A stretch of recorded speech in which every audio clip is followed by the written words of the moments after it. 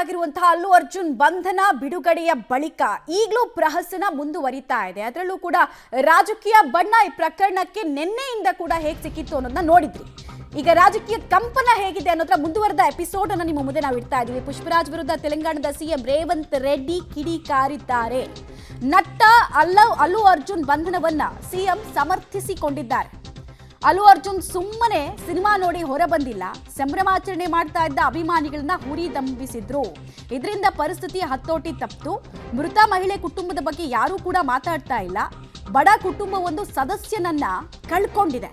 Cinema ನಟರು ಹಣ ಸಂಪಾದನೆಗಾಗೇ ಇದ್ದಾರೆ ಅಂತ ನಟ ಅಲ್ಲು ಅರ್ಜುನ್ ಬಂಧನವನ್ನ ಸಮರ್ಥಿಸಿಕೊಳ್ತಾ ಇದ್ದಾರೆ ಸಿಎಂ ರೇವಂತ್ ರೆಡ್ಡಿ. ಆ ಮೂಲಕ ಕಾಂಗ್ರೆಸ್ ಸರ್ಕಾರ ಅಲ್ಲಿ ದ್ವೇಷದ ರಾಜಕಾರಣ ಮಾಡ್ತಾ ಇದೆ ಅನ್ನುವಂತಹ ಫ್ಯಾನ್ಸ್ ಮಾತಿಗೂ ಇವರ ಮಾತಿಗೂ ಎಲ್ಲೋ ಇಂಟರ್ ಕನೆಕ್ಟೆಡ್ ಆಗ್ತಾ ಇದೆಯಾ ಅಂತ ಅನಿಸ್ತಾ ಇದೆ.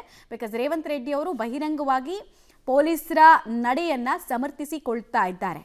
ನಿನ್ನೆಯಿಂದ ಕೂಡ ಹಲವು ಕಾನ್ಸ್ಪಿರಸಿ ಥಿಯರಿಗಳು ಈ ವಿಚಾರಕ್ಕೆ ಸಂಬಂಧಪಟ್ಟಂತೆ ಆಚೆ ಬರ್ತಾ ಇತ್ತು. ಒಂದು, ಚುನಾವಣಾ ಪ್ರಚಾರದಲ್ಲಿ ಇವರು ಅವ್ರ ಪರವಾಗಿ ಹೋಗಿ ಪ್ರಚಾರ ಮಾಡಲಿಲ್ಲ, YSRP ಜೊತೆಗೆ ಗುರುತಿಸ್ಕೊಳ್ತಾ ಇದ್ರು. ಇದು ರೇವಂತ್ ರೆಡ್ಡಿ ಕಣ್ಣನ್ನ ಕೆಂಪಗಾಗಿಸಿತ್ತು. ಮತ್ತೆ ದ್ವೇಷ ಸಾಧನೆಗೆ ಅಂತ ಒಂದು ಇಶ್ಯೂವನ್ನು ಹುಡುಕ್ತಾ ಇದ್ರು. ಫೈನಲಿ ಒಂದು ಇಶ್ಯೂ ಸಿಕ್ತು. ಹಿಂಗಾಗಿ ಯಾವುದೋ ಭ್ರಷ್ಟಾಚಾರ ಪ್ರಕರಣದಲ್ಲಿ ತೊಡಗಿಕೊಂಡವರನ್ನ ಎಳ್ಕೊಂಡು ಬರುವಂತೆ ಇವ್ರನ್ನ ಎಳ್ಕೊಂಡು ಬಂದ್ರು ಅಂತೆಲ್ಲ ಮಾತುಕತೆಗಳನ್ನ ಆಡ್ತಾ ಇದ್ರು.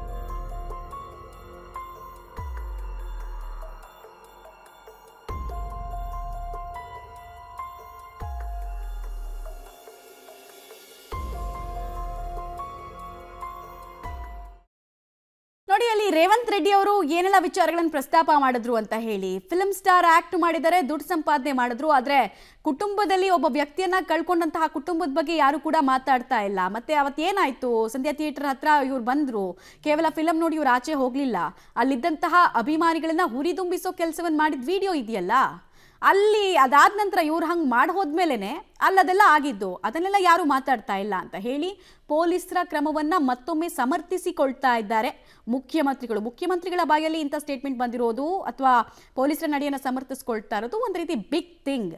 ಹಾಗೂ ಎದ್ದಿರುವ ಕಾನ್ಸ್ಪಿರಸಿ ಥಿಯರಿಗಳ ವಿಚಾರದಲ್ಲೂ ಕೂಡ ಇದು ಬಿಗ್ ಥಿಂಗ್.